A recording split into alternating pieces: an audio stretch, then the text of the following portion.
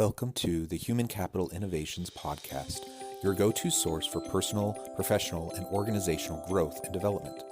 We hope you tune in often for all things people management, organizational development and change, organizational leadership, and social impact related. Maximize your personal and organizational potential with Human Capital Innovations Podcast.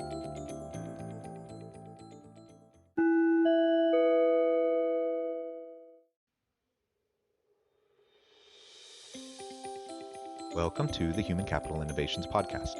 In this HCI podcast episode, I share a panel discussion titled Ideological Pluralisms in the Workplace, which was part of UVU's Center for the Study of Ethics annual Ethics Awareness Week.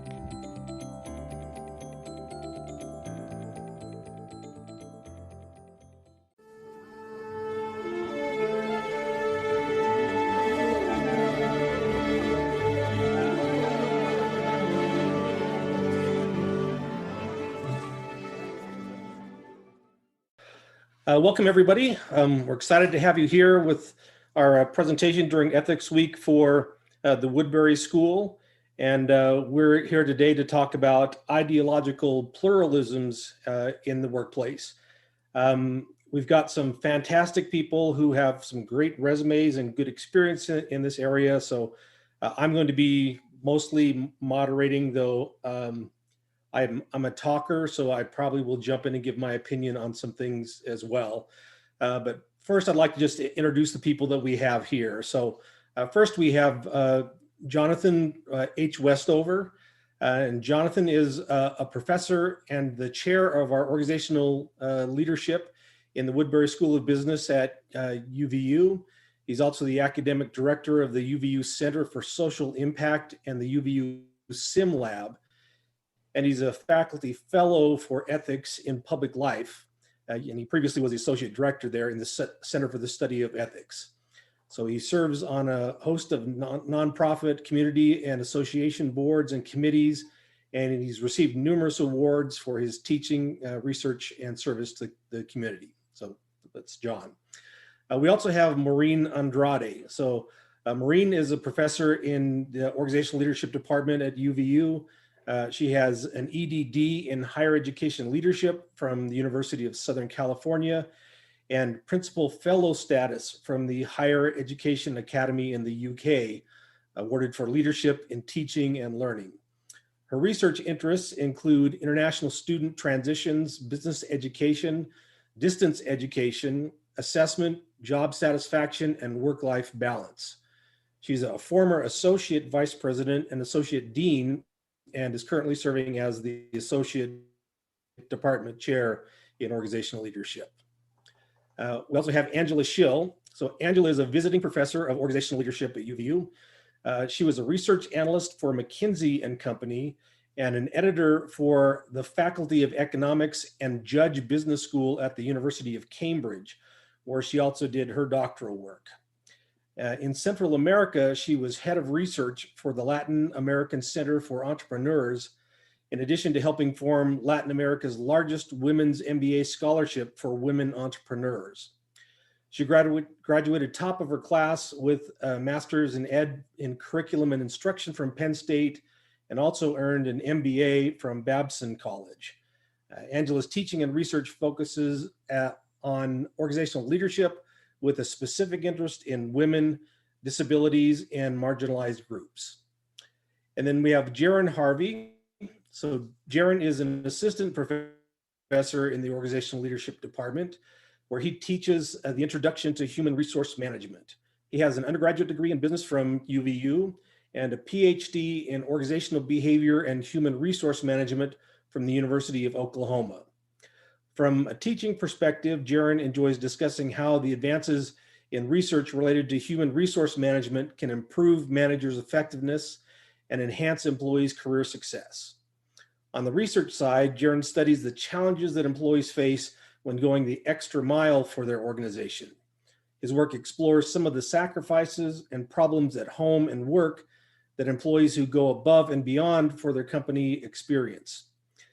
Additionally, he has also studied how teams can overcome conflict and experience rebalance in their performance, which can be helpful for students in his class.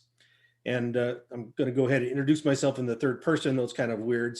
So again, I'm Jeff Peterson. So Jeff is an associate professor of organizational leadership at UVU and is the faculty and curriculum director for the MBA program. He received a bachelor's degree in family science and an MBA with an emphasis in strategy and information systems from BYU. He received a master's of science in business administration and a PhD in organizational behavior from the University of Washington. He had an extensive career in industry with more than 25 years of experience. He's been involved in several family businesses, several startups, and has extensive management experience, including companies such as Grant Thornton and Intel.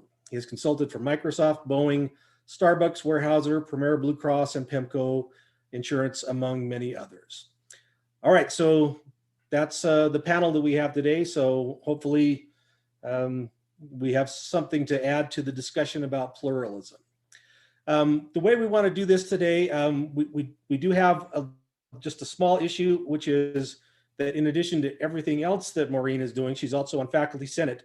So we're going to start off with Maureen and have Maureen is going to, so we'll have our day today will be a little bit of a combination of a couple of presentations and then some questions and answers. And then we'll try to leave some time at the end for question and answers from those of you who are viewing this. So we're going to start and have Maureen give us a little presentation and then move into some questions for her, and then we'll excuse her so she can go be a senator. So Maureen. All right, thank you, Jeff. So that's not where I want to be. Hold on. So let me just get my slides ready here. So I'm going to share just a little bit of background information about diversity and its role in the workplace.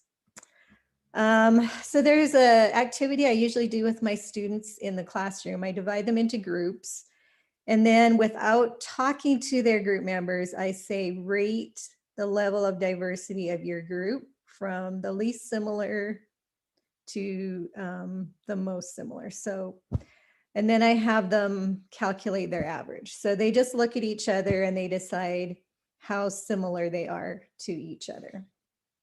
So you could kind of do that, just look around. I don't know who you can see where you are, but just kind of think about how similar or different do people look. And then I have them answer a set of questions for 5 or 10 minutes or so, like the ones on the screen. And after they finish answering those questions, kind of about their childhood and their values, places that they enjoy and so forth, then I ask them once again to rate the diversity of their group. And then they average their scores. So what do you think happens? Initially, they might see some dissimilarities, and then after, depending on the class, and then after they talk to each other, they realize that they have more in common possibly than they did before. So this kind of gets at the idea of surface level diversity and deep level diversity. So surface level is just what we can see when we look at someone: gender, age,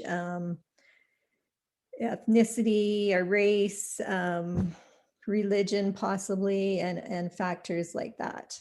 And then deeper level diversity is our personalities, our values, beliefs, and those kinds of items. Okay, so diversity. All right, so do you like to work with or hire people like yourself or different from yourself? So just kind of think about that question. If you prefer to work with people similar to yourself, you might be, that's kind of called affinity bias. You just like people who are the same as you feel more comfortable with them. But there are distinct advantages to hiring people who are different or working with people who are more diverse and different. So there's been quite a bit of research on this area, and if you have an organization with a high level of diversity and also a high level of inclusion, which means people feel comfortable with each other, they feel connected, they feel like they can openly share their beliefs, their thoughts, their values, their perspectives. You end up with better talent and higher innovation, which leads to stronger performance, market share, and just overall financial performance. So there's quite a bit of research related to the value of diversity. This is a TED Talk, and if you're interested in it, you can look it up. It's a pretty interesting study of about 171 countries in Austria, Germany, and Switzerland. And the researchers looked at how many innovative ideas did the company actually implement, and how was diversity related to those ideas. And they found, well, they kind of theorized that the companies that had the most, they thought maybe the companies that have the most open kind of leadership style, where people feel that they're able to express themselves and be themselves and share their ideas and their talents and so forth, would maybe be the most innovative. So what they actually found is that the companies who had implemented the most innovative ideas and received revenue from those ideas had 20% of their leaders were women. So they were looking at there needs to be a certain number or percentage in order to kind of move the needle on innovation. So it says innovation revenue rises as the share of female managers increases above 20%. So that was kind of the cutoff. And they did they've done some follow-up studies and looked into this in a little bit more detail, but there's a fairly large pool of women who could be managers and be in leadership positions, but there aren't as many managers actually in those positions as there could be. So all of these things on the screen are benefits of diversity. You can just skim through those fairly quickly, and we've already talked about several of them. And then just think for a minute, we've been talking about diversity here for a few minutes, but what comes to your mind when you think about it? So there are 4 different areas. Biographical might be what people most commonly think about, and that's related to that surface level diversity that we talked about in the beginning. Then there's intellectual diversity, just ability for critical thinking, problem solving, and so forth. Some jobs, of course, require physical diversity. And then there's cultural diversity, where we can learn about how people do things in other cultures or other countries and societies and that sort of thing. So let's just look a little bit at Utah, because Utah, the demographics are changing. So it's something that we need to prepare for as employers or managers and leaders. So on this slide, we'll see, let me just,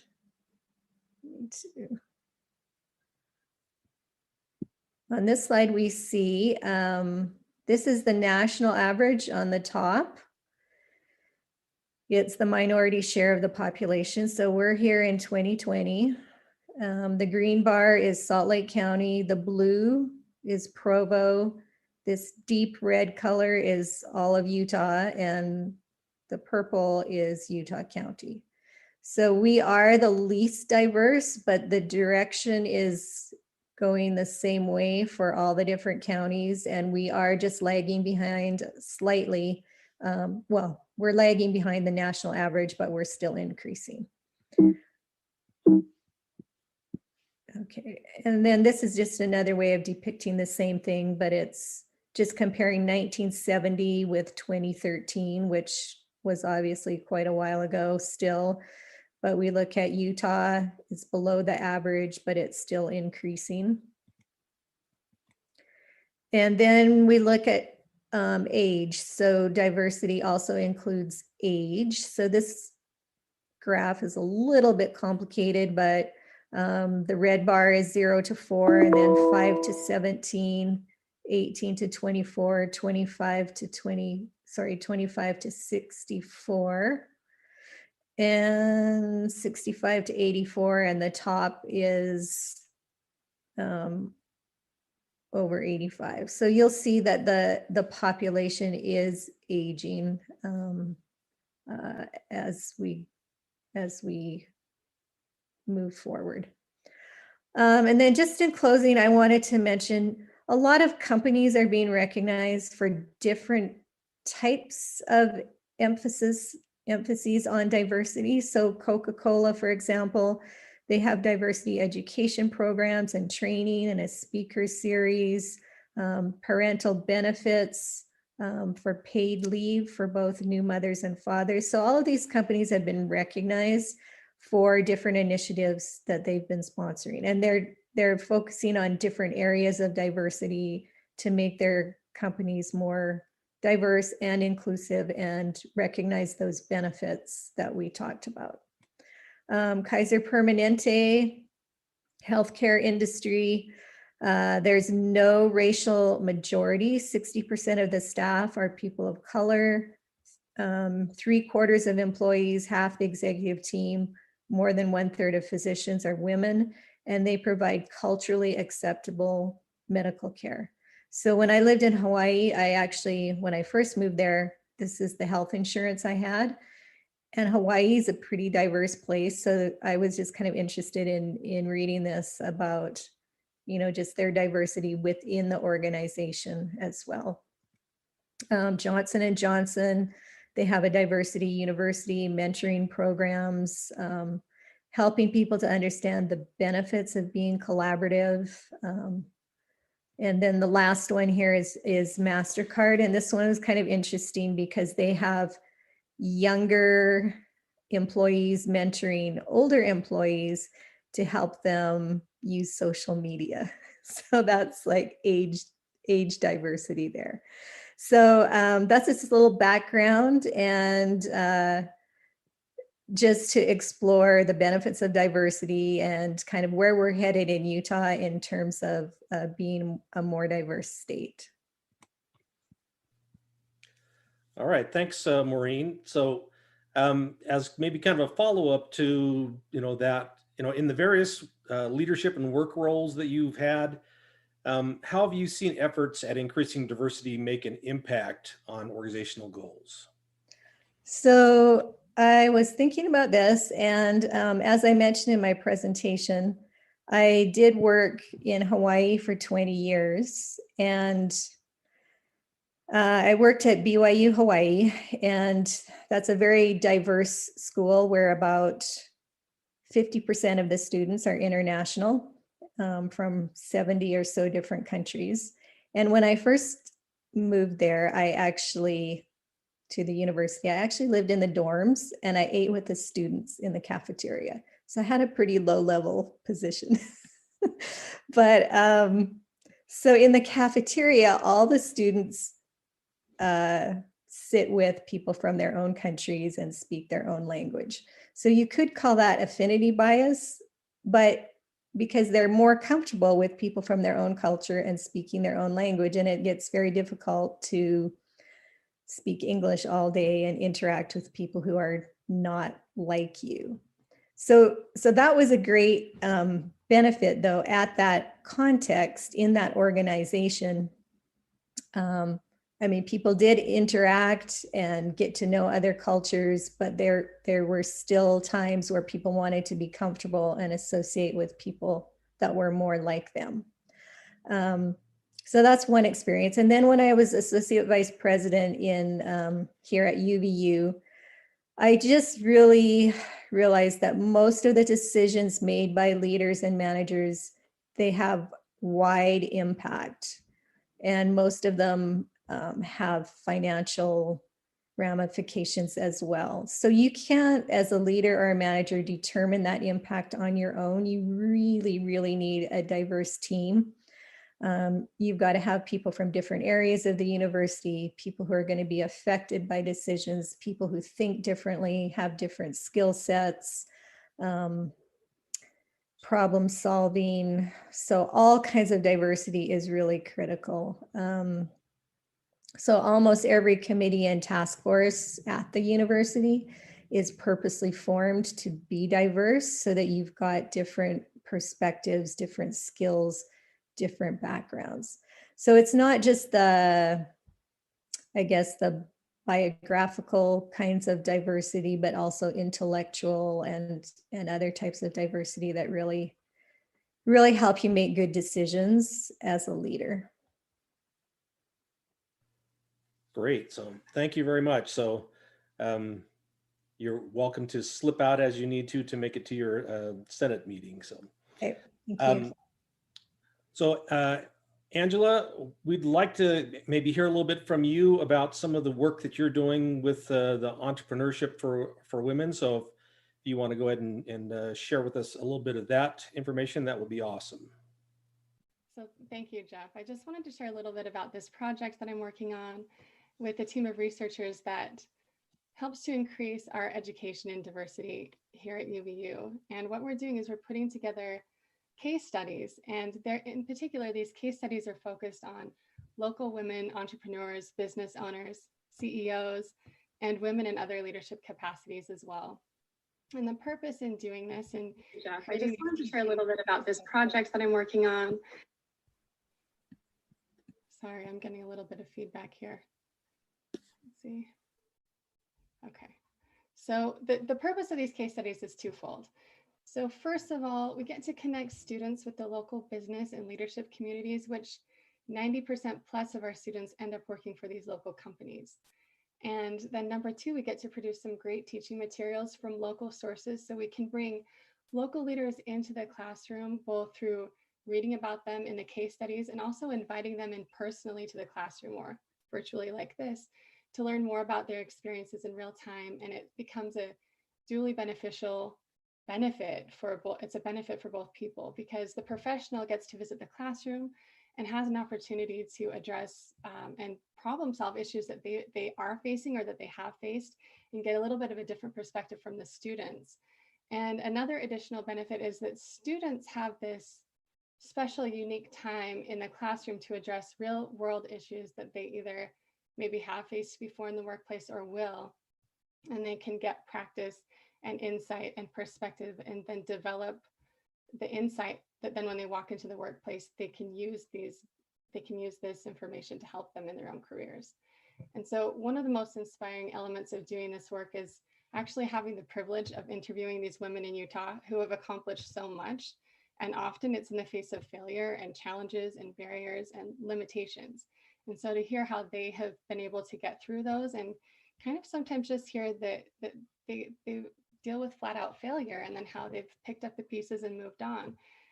And I just wanted to share one story that I think is really fitting for our topic today about a woman. She was an entrepreneur business owner who, well, she is an entrepreneurship business owner who was first working for another company, quite a big company and doing really well. We'll call her Gina.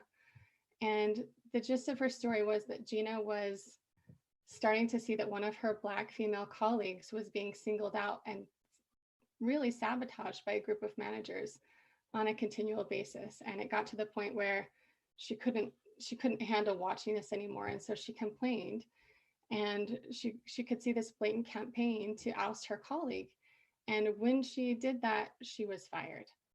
And then later on, when higher ups, her superiors, found out about what had gone on, they came back to Gina and they asked her to come back to work for them with a 25% increase in her salary. And Gina turned them down because she couldn't any longer work for a company where this kind of behavior had been perpetuated within the culture, where people had accepted it and allowed it to go on. And she valued diversity and equality.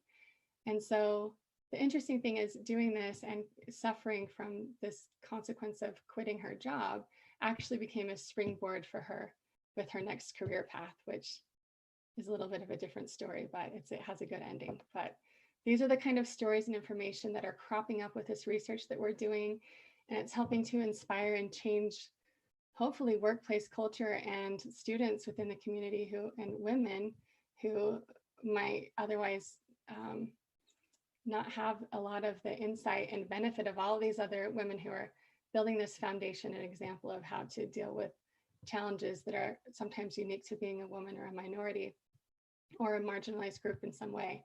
And then having that ethical integrity wherever we fall in that spectrum as men and women to learn from these stories and then have the courage to take those kinds of stands. Well, thank you.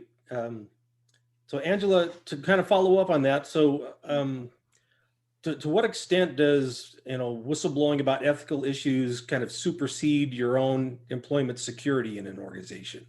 I think this is kind of a moving target for people depending on where our individual values are in terms of what we see as being ethical and where we draw our own lines. But I think it comes down to the kind of culture that we want to perpetuate in our workplaces, in our communities, and within our lives. And so for going back to Gina's story, she could have easily justified returning because the people had reached out, acknowledged there was a problem, and offered, they apologized and offered something to her to make up for what had happened.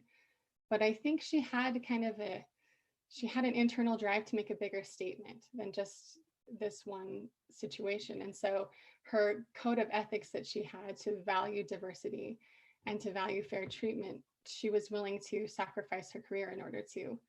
She didn't sacrifice her career is really the truth, but she left a place where she didn't want to see racism or prejudice perpetuated among her colleagues. And the amazing part of Gina's story is that she went on to start her own company. She's a business owner and entrepreneur, and it's made a huge statement. And what she does, she took this experience and it changed her so much. And it impacted her that she now goes and her job, her business is in the business of removing textbooks in children's schools and classrooms that perpetuate stereotypes. She noticed that these textbooks were just old and not updated, and they weren't valuing diversity. So she removes those and replaces those with textbooks that value diversity. And so this is something that she did to celebrate and value diversity and make a difference and change her life and become much more successful had she stayed where she was. So I think, it's looking at her example, we all have a different way to do that, but we receive courage and insight from her story, and then we can decide where we draw that line and where we stand up and say something. And I think in the current climate, more and more of us who say this actually can initiate greater change and have less of these circumstances cropping up in the workplace in general. And I think you bring up a good point that sometimes people think that efforts towards diversity and fairness really are only benefiting marginalized groups, but they actually impact all of us in an organization. And the research shows that most people want to be somewhere where there is diversity and where they feel like people who are different are valued. And so that can be what's missing sometimes is other people who aren't necessarily marginalized, who need to have the courage to stand up and say, hey, I see something that's wrong, instead of saying, well, it's up to the minority to fend for themselves. So I think that's a good reminder for us that we do need to be champions when we see things that are unfair in others, even if it's not towards us.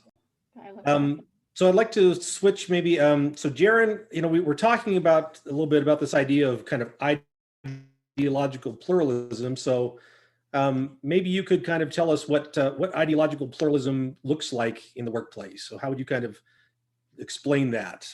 Ideological pluralism, first, just a general idea of what that is we all have different ideologies, so sets of beliefs that we have about the world around us, the way things function, and you can have an ideology about almost anything. For instance, because I graduated from the University of Oklahoma, I have a very specific ideology about what makes the best college football program in the country. And it's a lot of Heisman trophies and lots of points and good offense. So that's sort of an example of ideology. And when we talk about pluralism in ideology, we mean that people, can coexist with these different sets of ideas about, the way the world works and belief systems. And so in the workplace, I think what we have to become more and more comfortable with, as Maureen and some of what Angela also said kind of suggests, is that as we diversify in the workplace and we bring more people in, and different groups of people who may have been part of the workplace but are increasing in numbers as they join in greater numbers, we're going to have a lot of different belief systems. And so as employees, as managers and bosses, owners, and all kinds of different contexts, one of the things that we just have to become more adept at and understanding about is the fact that people don't always see things the way that we do. There's a fundamental belief that most people have, and it's a self-serving bias, and this is a really healthy thing, despite the fact that it kind of sounds negative, right? When you say self-serving bias, we all kind of get this idea like, oh, they're in it for themselves. But the self-serving bias is really, in some ways, it's a psychological defense that we have, that we tend to look at the things that we do in a very positive light, and we explain our successes through that kind of a lens. And when we encounter failures or things that we don't agree with, we tend to push them away because of this bias.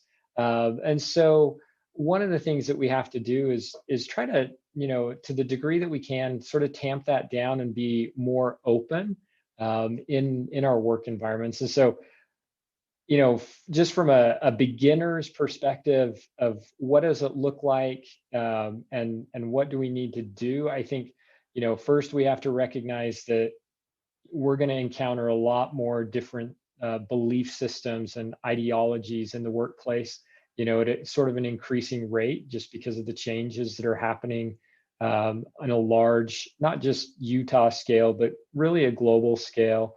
And then think about it in terms of, being more open and trying to tamp down some of those initial kind of reactions that we might have when things are different. Kind of going back to what Maureen said about the students that would sit together at lunch and talk to people who were part of their same group. That's a really common thing. We often in the social sciences refer to it as the similarity attraction paradigm. And it's just the idea that we like to be around people who are similar to us. For me, kind of going back, if you're not a Sooners fan, I really don't want to hear your opinions about college football. And I feel like, that's I've got some validity for that. But the reality is we have to recognize that change that's happening and be more open to, these different sets of beliefs, and find ways. I think an important thing is to find ways to communicate and talk so that we can gain some understanding and find the value in those different sets of beliefs. Great. I want to come back to some of those ideas in a minute, but I want to switch over and maybe ask John, if you could maybe talk about, what are the different kinds or different forms of kind of ideological diversity, and how can we best leverage the different backgrounds and ways of thinking and understanding of the world that people have?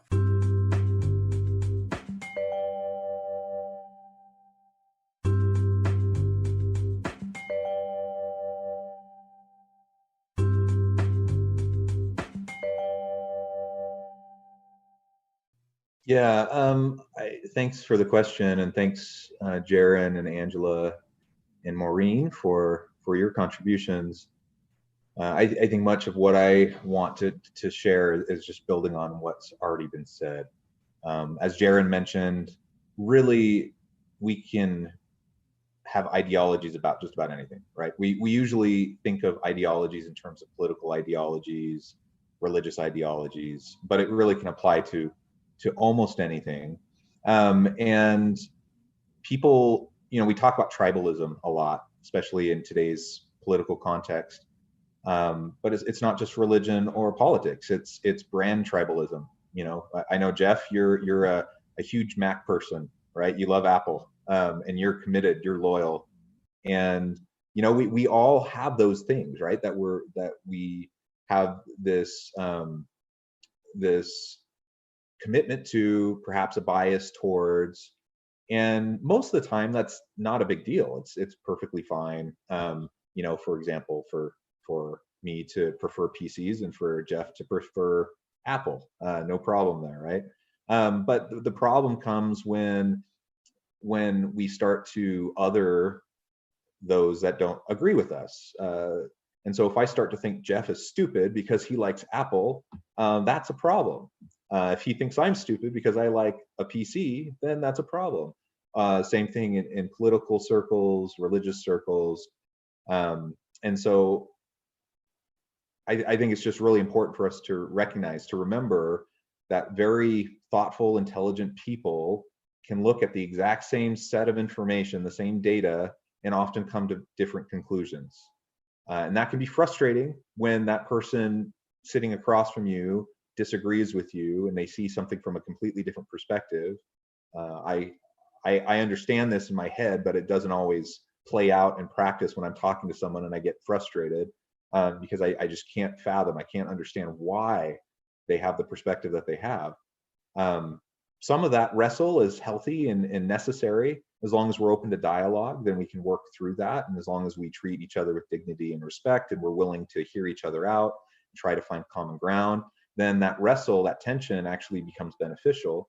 Where it's really unhealthy is when we really get entrenched in our own ideology, when we really just dig in, and where we start to otherize those who disagree with us and start to judge them and start to break down any sort of meaningful communication with them. And unfortunately, I feel like in society at large right now, we see a lot of that.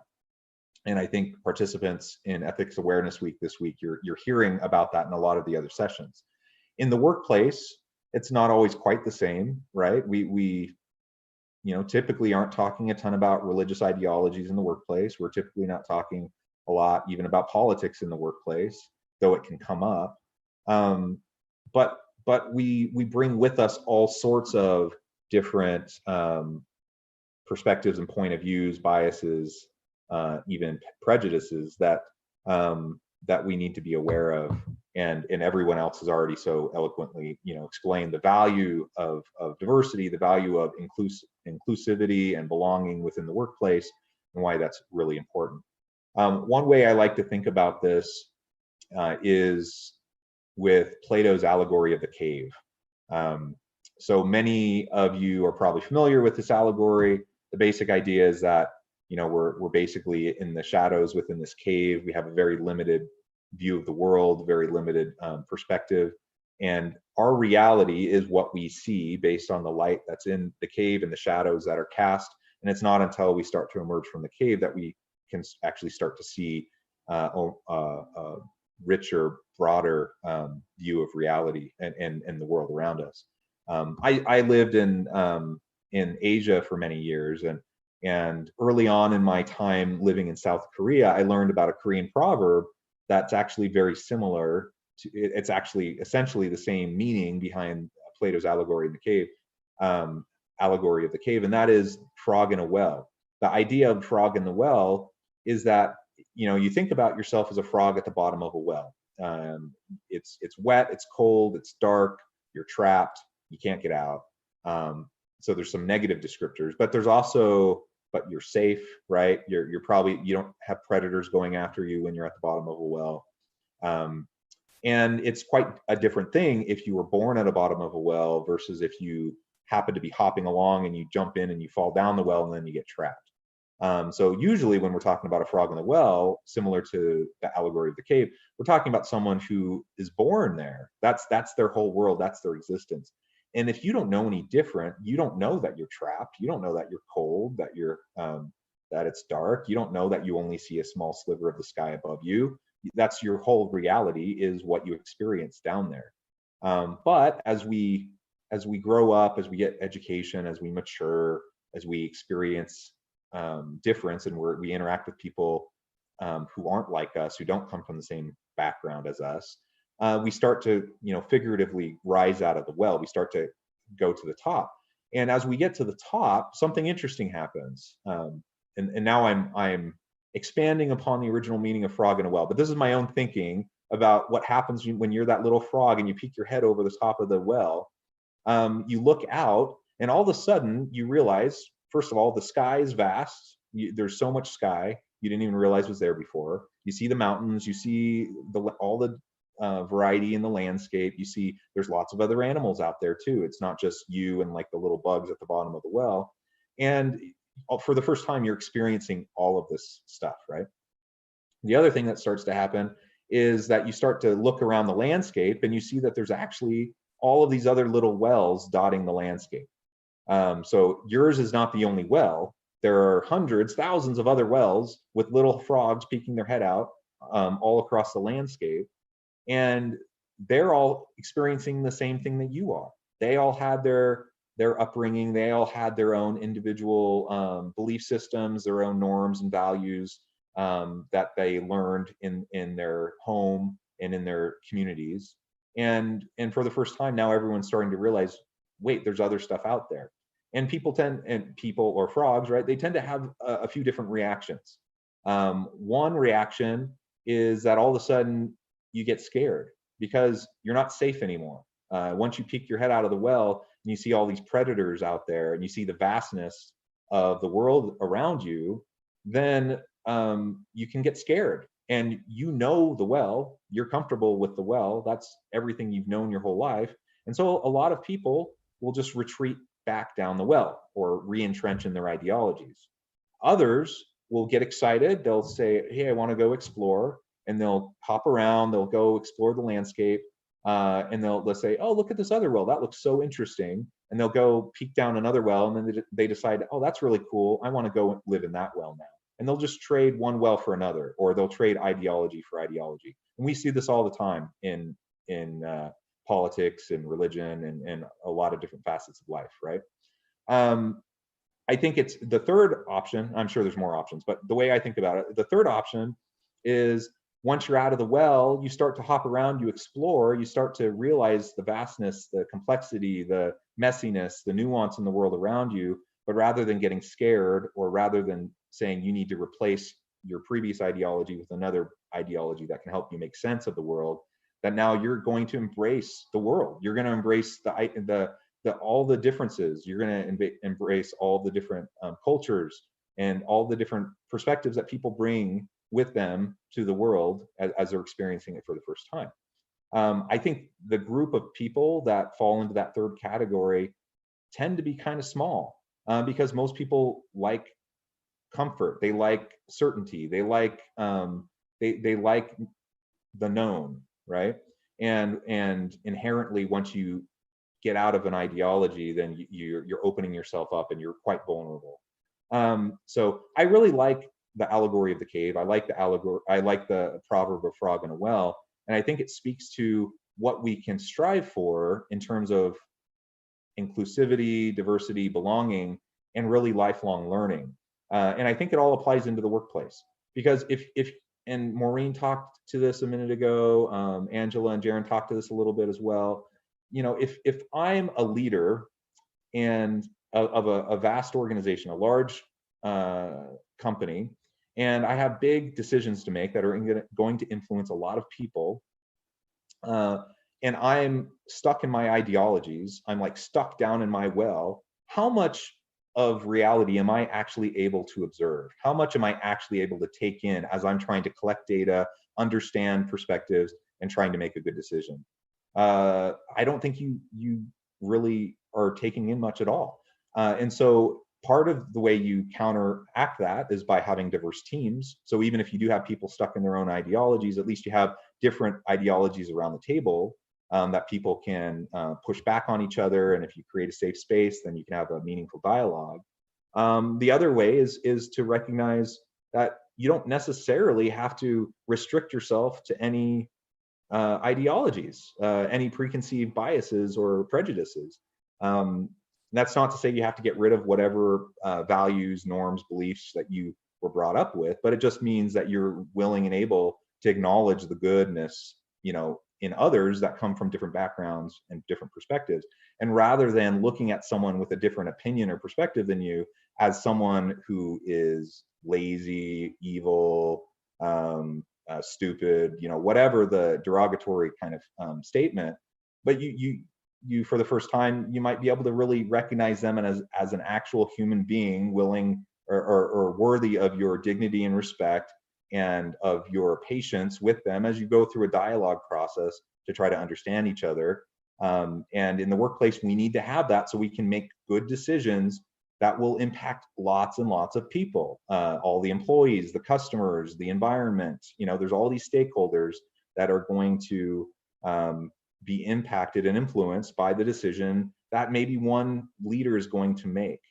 So we better understand the weight of that, right? And I know if I'm a leader, I don't want to make because of that weight, I don't want to make all the decisions on my own. I want to have a collaborative environment where other people can help carry the weight. And that only happens as I empower the people around me, as I try to seek out input, as I try to incorporate that input. And then we have a better chance, at least, of sidestepping bias, of sidestepping prejudice, even the implicit biases that we're not even aware of going on in the back of our brain. So thanks, John. In fact, I kind of want to take off from what you just said and maybe direct a question towards Jaron, which is, so is there a place for personal ideology in the workplace? So kind of the counterpoint to John saying, not embrace that. Is there still a place for people to have a personal ideology? So I think the short answer is yes, there is a place, but as an employee, you have to recognize that when you enter the workplace, for most of us, what we typically think of as our right to free speech and some of these other rights that we feel like we have in the public sphere, those disappear. So you don't actually have, for most people, the right to free speech in the workplace. So while there is a place for someone's ideology in the workplace, they need to be very thoughtful about both whether they can express that and how they can express it. And they also have to recognize that an employer is completely within their rights to ask them to not express their ideology. And so for some people, that could be kind of a make or break type of issue with their employer. If their employer is not going to be supportive of their specific ideology and the things that they believe, then some employees might need to find somewhere new. While other employers, they might encourage that, and they might encourage a dialogue between employees. And so in a workplace like that, it's going to be okay. So the really short answer that always drives, especially students, crazy to a question is it depends. It depends on, especially your workplace, and the particular things that they've decided about people expressing their opinions and their beliefs in that workplace. Yeah, I think the example that comes to mind is, I believe it was Ford, who had a policy where they said, you shouldn't wear political things. So a MAGA hat was not appropriate to wear at work, but they were allowing people to wear BLM shirts. And so there's kind of this question to say, well, wait a minute. So when is it a political thing, like as a party versus a movement? And so, there certainly are examples where companies will come out and say, we just don't want contention by, expressing an ideology that may be unpopular with some of the people that are there at work. So, but on the other hand, and I'll maybe just open this up for anybody, some companies, on the other hand, take very strong company ideology, just like they have kind of a company culture. And then you've got people who are working there who maybe don't fit into that same kind of ideology that the company has. So what are your, and again, anyone can kind of jump in on this. What are your feelings? Should companies do that, or should companies try to avoid having a clear ideology that they support? So I'll just jump in a little bit, just from the build on that idea that you mentioned, Jeff, that some companies seem to have some pretty strong ideologies. So I tend to think of Starbucks. For years, Howard Schultz, he was the CEO of Starbucks, and he did some pretty, some moments, some pretty brilliant things to bring ideological conversations into the workplace. And then there were moments when those things that they didn't go over too well. And I'm thinking specifically of when he actually said he wanted the baristas to have conversations about race relations with the customers. And they printed on the side of their cups, I believe the phrase was race together. And I think all of that happened after the issues with Michael Brown, the killing of Michael Brown and Ferguson, Missouri, and some of the other things during those years. And so, I think, at least from my perspective, the nice thing about being in an organization that's very clear about what their beliefs are, what they value, what their culture is that you can make a decision as an employee. You can either opt in or you can opt out. I think the more frustrating thing for me as an employee would be to be somewhere where it's really not clear and people don't actually have those conversations, because most of us try to seek out information and clarity to reduce the amount of uncertainty around us. And so if we can't communicate and people are not clear, the organization's not clear about what its belief system is, then you're kind of left in this spot where, is this a company I can stay at, or is it my supervisor that I'm not happy with? My perspective is it's nice when the company's clear. Yeah, thanks, Jaron. I'm happy to jump in too. I mean, I'm a general fan of people-centered organizations that allow individuals to be their authentic self in the workplace. So they can be their whole self, and they can, whatever roles they have, whatever identities they have, that they don't need to hide those away when they're at work because of kind of this limitation on ideologies that you were mentioning in the question. Now that can be really difficult to navigate. And so I agree with Jaron. I think that the first and foremost, we just need to be clear. As an organization, you need to be very clear about the type of culture you want to have, how you're going to go about fostering that culture, and in some of these particular areas, what's your approach going to be from a policy and practice standpoint, and then be consistent so that people know what they're getting themselves into, and people may self-select in or out depending on the value congruence fit with the organization. And it's just tricky. I mean, it's not black and white, I don't think. And I as you were asking that question, Jeff, I was thinking, I'm sitting here, I'm recording this at home right now, right? But I always wear this, my pride bracelet. I've worn this every day for probably like the last 5 years for personal reasons. It's important to me to signal and to demonstrate that I'm an ally, and so that's something I wear. Now, in some organizations, that could be seen as kind of restricted speech, that they don't want that kind of advocacy, similar to what you said about the Black Lives Matter shirt or paraphernalia or whatever. Now, if UVU decided to say we don't want any of that at UVU, and so I couldn't wear my bracelet, I honestly would have a problem with that, and I would probably voice that opinion. And ultimately, if that was something they felt so strongly about that they wanted to enforce, then UVU wouldn't be the place for me anymore. Now, I say that's obviously not the case. UVU has no problem with me wearing my pride bracelet or having my safe zone thing up in my window of my office or any of those types of things, right? We're an inclusive campus. But that's the point, is if you can invite and allow for one form of expression, but you restrict other forms of expression, that's where it starts to get really, really sticky really fast. So just that's my comment. Great, thanks. Angela, I know you're having some connectivity issues, but I did want to kind of see if I can catch you on one thing that you have some particular expertise in. So hopefully we can get you. So, so much of the focus for hiring managers is on finding people that got the right abilities to do the job. So So what can people do to not overlook people who have abilities, but also have some kind of a disability? So I think this is such a good question. And I love that those metaphors and analogies that John talked about in emerging from the cave or the well, because I think a lot of, especially when you're talking about disability, there's are a lot of fears or preconceived notions that people have.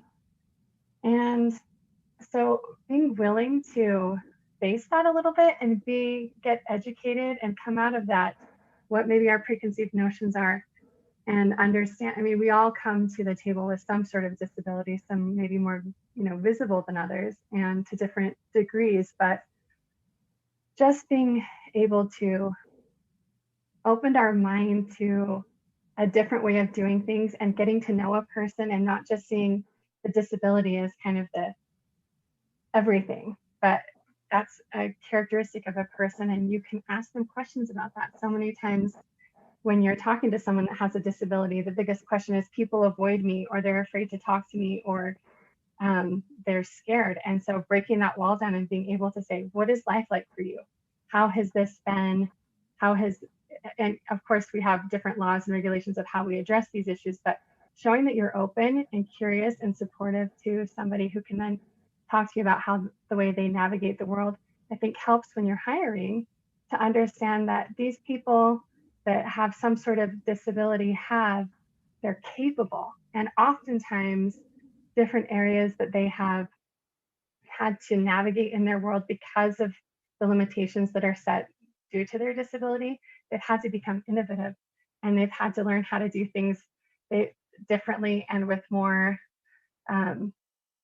just that spirit of not giving up. And so they have a different vision of seeing the world. And often I think about Temple Grandin and her experiences as somebody with autism, and how, because of her experience as a child and the things, I won't get into too many details about her life, but because of her unique perspective, she came to the world with all of these insights that helped her become prolific in the ways that she gave advice to. She often talks about humane treatment of livestock and slaughter of animals, and she's done so much research and scientific papers, and she's an autism spokesperson, and people were willing to listen to her and give her a platform, and then people can see how very capable she is. So I think I'm kind of rambling too here, but you get to know them, you see their capabilities, and be flexible, ask questions, and be willing to be amazed at people's unique perspectives because of their disabilities. So in a nutshell. Yeah, I can remember, when I first came to UVU, we had a finance professor who was blind. And so it was, you think, well, gee, why would he bother hiring a blind finance professor? But he was actually one of the most popular professors that we had. He was very, very good. And, there were just, all required was a little bit of technology for him to be able to do that. And, the government provides money for work study students. And so assign a work study student for the things that require any kind of written stuff. We would have missed out on a very fantastic professor had we just said, oh, we don't want to bother with the trouble of having to deal with a blind person. So it looks like somebody in the chat had asked, I think this relates back a little bit to maybe what John was saying. So, what are UVU's guidelines on expressing personal ideology? And does it vary from professor to professor? So, although anybody can answer this, but. Good question. I'm not sure I'm aware of any specific restriction. We have academic freedom. We do have the ability to share our thoughts and opinions, but we're not free or at liberty to do that in some sort of a manipulative or abusive way, right? So I can't browbeat a student, who has a different political perspective than me, or economic or social perspective on something, right? And that would never be appropriate. But I can share my opinion. Now, frankly, for me personally, other than things like wearing my bracelet, I don't really express those types of opinions usually in the classroom anyways, because we're focusing on the subject matter. But outside of the classroom, if a student comes to my office and they want to have a discussion about something, or talk about careers, talk about things more broadly, I've never felt restricted in any way to be open and authentic. Yeah, and I think, So general professors have a lot of leeway because of issues of academic freedom. But obviously, you don't say things that belittle somebody or make fun of something like that. But in general, you've used philosophy courses that they're inclusion is a big deal here. So they want to be inclusive, and historically, that's the way the universities were. It was kind of a marketplace for ideas, and anybody could express ideas, even if they were unpopular or bad ideas, because we could discuss them. So it pains me to see some universities start to squelch that and say that certain ideas can't be talked about on campus, because the way you refute a bad idea is not to silence it. It's that you address it and point out its flaws and the problems with it. So I've never felt at all at UVU like I wasn't completely free to express my opinion about things, but I don't have an opinion that's like a bad, a terrible, racist opinion or something like that. So it's pretty free to be able to speak. So, Jaron, I think I cut you off there. So do you have a thought? yeah, so earlier I mentioned that in the workplace, in most workplaces, your freedom of speech rights don't actually extend. So universities and other places that are federally funded, state-funded organizations, your right to the freedom of speech actually does extend there. And so beyond just the university culture of wanting to have, like Jeff said, a place where you have the competition of the best ideas or ideas in general, maybe some of them aren't really the best. We are protected through freedom of speech laws. Now, I completely agree with both, with the sentiments that have been expressed before. We should never use that to browbeat someone or do anything, but just based on the laws and the way they work, federally, essentially funded organizations do have a little bit more leeway when it comes to things like freedom of speech. Yeah, in fact, now I think, is a good time, if there are other comments that people, or questions that people want to make, to send into Brian from the chat, we'd be happy to address them. So if not, I have a couple of things that I can ask, but we certainly want to make sure that people are aware that I think we have about 10 more minutes. So if you have questions you'd like to direct to us, send them in the chat, and otherwise we'll kind of continue on with some other kinds of things here. So so another thing that I've been kind of thinking about is, most people are support the idea of trying to have the same kind of ethnic and gender makeup at work that you would find like in your local community. So if you got 20% Hispanics in your community, that you would have that, in a workplace as well. So everyone pretty much agrees on that, but there's very much disagreement about how to go about that. So some people say, well, we should put, quotas and say we need to, out of our next group, hire 20% of them to be Hispanics. And other people are very against that idea. So does anybody have any feelings about, the kind of this issue of, is it okay to set quotas to try to match these? And especially in a business standpoint, is there a business case for saying, yes, we should have a quota? So I know it's probably a charged question, but. Just to make sure everybody's clear, because I find there's a lot of misunderstanding about this. In the United States, it is illegal to use a quota during your hiring or promotion or any type of employment process. Just so anybody who's watching it is, I just want to make sure and clarify that. So Jeff is talking about that in a hypothetical way, because there are countries around the world that do use quota systems. So for instance, India and Singapore, I know both have different quota systems, but in the US, what the Supreme Court has essentially, the rulings have led to is the idea that when you're trying to increase the diversity of your organization, it's okay for you to pay attention to things like demographics and and those types of surface level characteristics, but you can't set a hard and fast goal to have, X percentage of your people be, part of a certain demographic group. So just to provide, absolute clarity on that, because that's one that in my HR class we talk a lot about, and make sure that students are clear on. So just to kind of address the question, do we, should there be a quota system? I don't know, because there's research on both sides of this that suggests using a quota system can have some unpleasant consequences for certain people in the labor force, where it can also have some really beneficial consequences for other people. So for instance, I read a study earlier this year that was published in a journal where they did an experiment where they explicitly said that a certain percentage of the winners of this game that they were playing as part of the experiment would be women.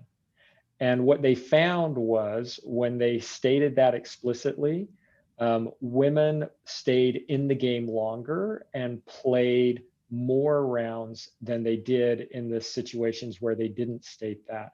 And so, what quotas are, and other language like quotas, like the affirmative action statements that you see in a lot of hiring postings and other things, is they're signals, and people behave, they change their behavior based on signals. Now, interestingly, as conversations around race and diversity have ramped up in the United States over the last several years, there was a study by Harvard that found that people that look like me, so white guys, were increasingly uncomfortable and more likely to think that negative career-related things that happen to us are because we're part of a majority class. So what the research says, unfortunately, is you're damned if you do, and in some ways you're damned if you don't. Yeah. Go ahead, Go ahead, Jeff. No. I was just going to say, you're absolutely right, Jaron.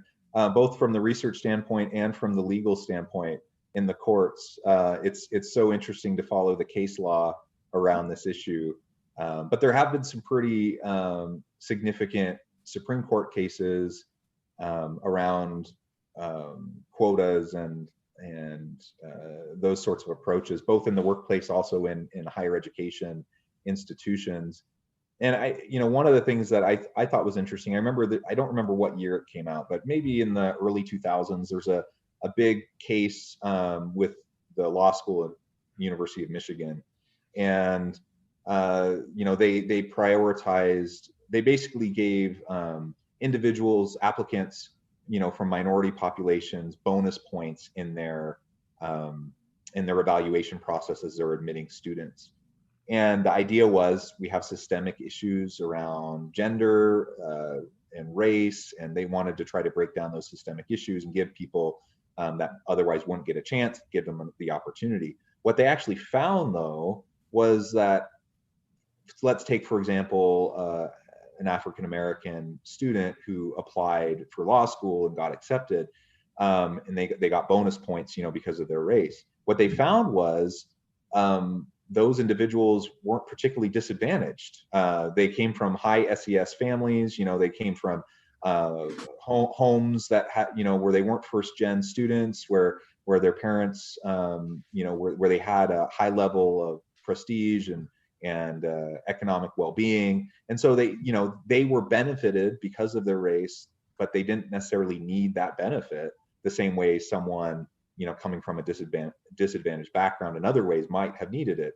And so there has been a shift a bit in recent years, away from, when we have those types of lenses that we look at things during the hiring process, and particularly in university admissions, to think about it in terms of a socioeconomic status, background, and some of those types of factors, and driving, whether someone has the economic need, for example, behind a scholarship or admission into a university. So anyways, I think it really is a difficult issue.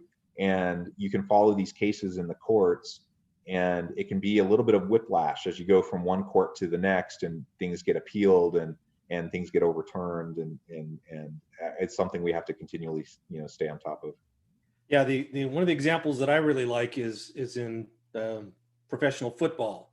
So in the NFL, they have what they call the Rooney Rule, which, if you go back and historically look at the number of white coaches in the NFL, it was almost all white coaches for forever.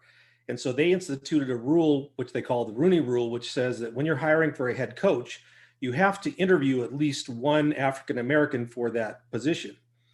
Now, if anybody who follows football at all knows that there have now been a number of African American coaches, and the question would be, well, do you think an NFL team would be willing to hire a less than qualified coach just because of race? And obviously the answer is no. These are, hundreds of millions of dollars of stuff are on the line for these. But what happened is they weren't getting people into the pipeline to be considered.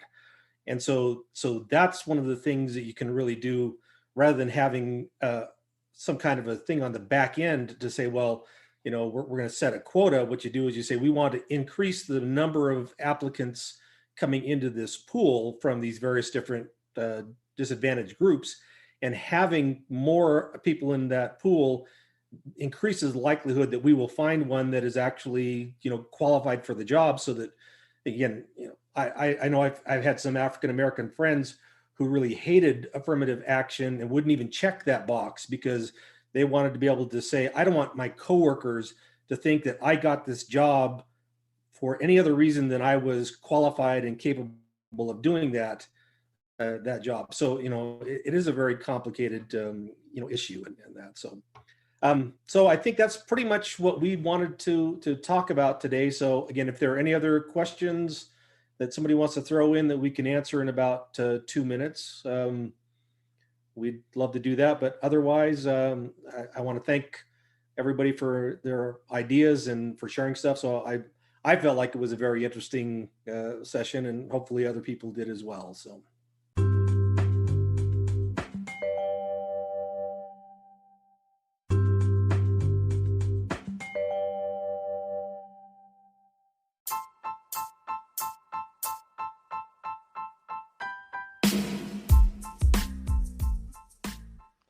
We are excited about the launch of HCI's new magazine, Human Capital Leadership.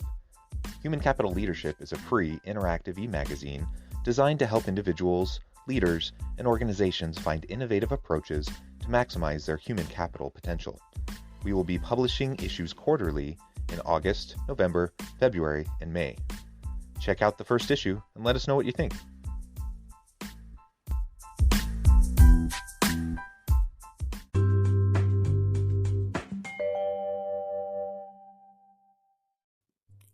Thanks again for joining us for this episode of the Human Capital Innovations Podcast. I hope you stay healthy and safe and that you have a great week.